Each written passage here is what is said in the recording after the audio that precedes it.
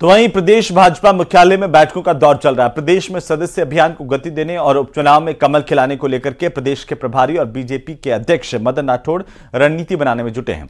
भाजपा मुख्यालय में आज प्रभारी राधा मोहन दास अग्रवाल ने प्रदेश पदाधिकारियों की एक बैठक ली है, जिसमें सदस्यता अभियान को गति देने को लेकर चर्चा की गई है। साथ ही आगामी 7 सीटों पर होने वाले उपचुनाव की रणनीति पर भी मंथन किया गया।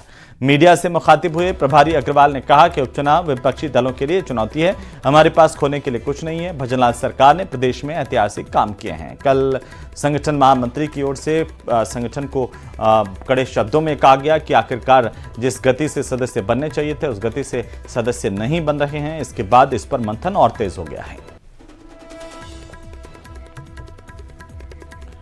बीकानेर के पशु चिकित्सा पशु विज्ञान यूनिवर्सिटी में करोड़ों रुपए का घोटाला पकड़ में आया, जहां पर अधिकारियों ने नियम कायदों को दरकिनार करके वेतन भत्तों के साथ अन्य लाभ दिए। वहीं कर्मचारियों को विदेश में नौकरी के साथ देश में पगार और अन्य लाभ देकर सरकार को करीब 12 करोड़ 42 लाख रुपए का चूना लगाया। ऑडिट विभाग ने इस वसूली के आदेश जारी किए हैं। करीब 3 दशक से चल रही इस गड़बड़ी पर किसी ने ध्यान नहीं दिया और लाभ लेने वाले कई सरकारी कर्मचारी तो सेवानिवृत्त होकर के घर भी चले गए। मजे की बात तो यह है कि विश्वविद्यालय की लोकल फंड, जनरल ऑडिट और एजी ऑडिट होती है, लेकिन इसके बावजूद यह गड़बड़ी अभी तक पकड़ में नहीं आई थी। स्थानीय निधि ऑडिट विभाग में वित्तीय अनियमितताओं के लिए तत्कालीन कुलपति, कुलसचिव, यूनिट प्रभारी को भी जिम्मेदार बताया है। अब ऑडिट विभाग ने वसूली के आदेश दिए हैं। देखना होगा कि क्या वाकई वसूली कर पाता है विश्वविद्यालय या नहीं कर पाता है। विश्वविद्यालय के कर्मचारियों में इस खबर के बाद हड़कंप मचा हुआ है और ऐसे में सरकारी धन की वसूली गले की फांस बन गई है। कुलपति आचार्य मनोज दीक्षित ने बताया कि वित्तीय अनियमितता को लेकर पत्र मिला है, जिस पर एक हाई पावर कमेटी का गठन कुलपति जी की तरफ से और कर दिया गया है। इस कमेटी में रिटायर्ड जज है, वीसी वित्त नियंत्रक स्तर के अधिकारी से जांच करवाई जा रही है। ऑडिट में 241 ऐसे कर्मचारी हैं जिन्होंने विश्वविद्यालय में पैसों की गड़बड़ी की है। इसके पुख्ता सबूत दिए गए हैं और ये गंभीर आरोप लगे हैं विश्वविद्यालय पर। विश्वविद्यालय में स्थानीय निधि संप्रेषण विभाग द्वारा एक सेवा अभिलेखों की विशेष जांच के अनुरूप जब ये कार्य हुआ था तो उनका पत्र आया था इस संबंध में, और उस जांच रिपोर्ट में उन्होंने कैरियर एडवांसमेंट योजना को विशेष रूप से लक्षित करते हुए उस पर अपनी आपत्तियां लिखी थी और उसी के सापेक्ष उन्होंने एक धनराशि का आकलन किया है। वहीं 20 सितंबर को अजमेर के रूपनगढ़ में जमीन विवाद को लेकर हुई झड़प में शुक्रवार को पुलिस ने 10 आरोपी गिरफ्तार करने का दावा किया। एसपी ने 5 फरार आरोपियों को भी जल्द दबोचने का दावा किया है। रिपोर्ट देखिए।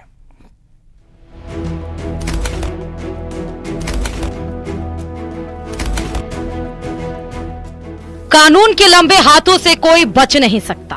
हाँ, पुलिस से आंख मिचौली में कोई जरा जल्दी दबोच लिया जाता है तो कोई पुलिस को कुछ देर तक चकमा देने में कामयाब हो जाता है। आपके टीवी स्क्रीन पर नजर आ रहे इन आरोपियों ने सपने में भी नहीं सोचा होगा कि पुलिस इन सब को इतनी जल्दी दबोच लेगी। 20 सितंबर रूपनगढ़ में जमीन विवाद को लेकर हुई थी खूनी झड़प। 2 पक्षों में अंधाधुंध फायरिंग हुई थी। एक शख्स की मौत हो गई थी। शुक्रवार को अजमेर एसपी वंदिता राणा ने मामले का खुलासा करते हुए 10 आरोपियों की गिरफ्तारी का दावा किया। अभी हमने 10 आरोपी गिरफ्तार किए हैं। इसके अलावा इन लोगों की पूछताछ से कुछ और नाम हमारे सामने आए हैं, जिसके आधार पर हमने टीमें गठित करके उनकी तलाश के लिए भी टीमें गठित कर दी हैं। एक और आरोपी है जो मुख्य आरोपी के रूप में सामने आया है, जिसके पास हथियार होना, फायरिंग करना जानकारी में आया है। उसके ऊपर भी इनाम घोषित किया गया है और हमारी मल्टीपल टीम्स जो हैं वो कंटिन्यूसली इस पे काम कर रही हैं। जो बाकी बचे आरोपी हैं उनको भी हम जल्दी ही पकड़ के लाएंगे और मोस्ट डेफिनेटली हमें जल्दी ही सफलता प्राप्त होगी। पुलिस के मुताबिक गिरफ्तार 10 आरोपियों में 6 वारदात में शामिल थे, जबकि 4 वारदात की साजिश में शामिल थे। पुलिस मामले में फरार 5 आरोपियों की तलाश में जुटी है, जिन पर 50-50 हजार का इनाम घोषित है। पुलिस ने आरोपियों के कब्जे से वारदात में उपयोग में लिए गए 10 वाहनों को भी जब्त किया है। एक गैंग का इसके अंदर जो ये बलवाराम गैंग, जिसका BRC के नाम से यहाँ पर इन लोगों ने अपना नाम चला रखा था, जिसके खिलाफ भी हम एक्शन कर रहे हैं कि इस तरीके के फालतू गैंग का नाम अपनी गाड़ियों पे या कहीं पर भी लग के लोग चलेंगे तो उनको भी पाबंदी करना और उनके खिलाफ भी एक्शन लिया जाएगा। सोशल मीडिया पे भी हम लोगों में जागरूकता इसके बारे में फैला रहे हैं और उस गैंग के ही कुछ सदस्य हैं जो इसके अंदर नाम उजागर हुए हैं और जो 2 लोग गिरफ्तार हुए हैं वो इसके रिलेशन में भतीजे भी लगते हैं। एसपी वंदिता राणा के मुताबिक पुलिस गिरफ्तार आरोपियों की प्रॉपर्टी के दस्तावेज खंगाल रही है। इसके साथ ही इनको और किस किस ने सहयोग किया इसकी भी जांच की जा रही है। मामले में जेल में बंद बलवा राम से भी पूछताछ की जाएगी।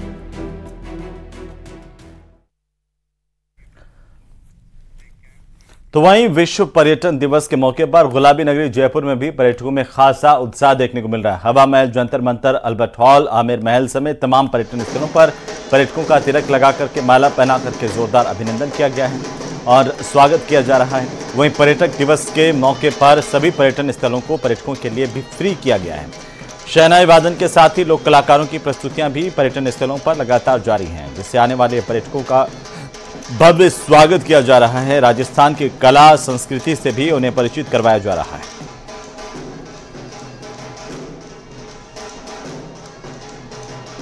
आज विश्व पर्यटन दिवस है और जयपुर में आज सभी पर्यटन स्थलों पर विश्व पर्यटन दिवस मनाया जा रहा है। यहाँ पर काफी पर्यटकों की भीड़ नजर आ रही है, लोगों में काफी उत्साह है यहाँ पर इसलिए नजर आ रहा है चूंकि अतिथि देवो भव और पधारो हमारे देश वाले स्लोगन राजस्थान के सभी पर्यटन स्थलों पर आज सैकड़ों की संख्या में जो पर्यटक हैं वो यहाँ पर आ रहे हैं। इस वक्त हवा महल की तस्वीरें हम दिखा रहे हैं जहाँ पर कालबेलिया डांस, ढोल, ढोलक और बीन की आवाज पर नजर आ रहा है। आप देख सकते हैं कि यहाँ पर किस तरीके से जो लोक कलाकार हैं वो कालबेलिया नृत्य की प्रस्तुति यहाँ पर दे रहे हैं और साथ में सबसे पहले यहाँ पर पर्यटकों को तिलक लगाकर उनका स्वागत किया गया, उनको एंट्री दी गई। सुबह ठीक 9 बजे यहाँ हवा महल में प्रवेश लेने के लिए काफी संख्या में पर्यटकों की भीड़ नजर आ रही थी। सभी लोग जो है अपने मोबाइल फोन में ये जो माहौल है उसको कैप्चर करने के लिए लग रहे हैं। देख सकते हैं किस तरह का उत्साह है यहाँ पर नजर आ रहा है। कहाँ से हैं आप? कहाँ से हैं आप? ये पर्यटक है और मैं दिखा रहा हूँ हवा महल की तस्वीरें जहाँ पर सभी 5 मंजिलों पर इस वक्त पर्यटक अलग अलग जगहों पर घूमते हुए नजर आ रहे हैं। कहाँ से आए हो? तो चलिए इसी के साथ ही इस बुलेटिन में फिलहाल इतना ही। आप देखते रहिए न्यूज़ 18 राजस्थान। नमस्कार।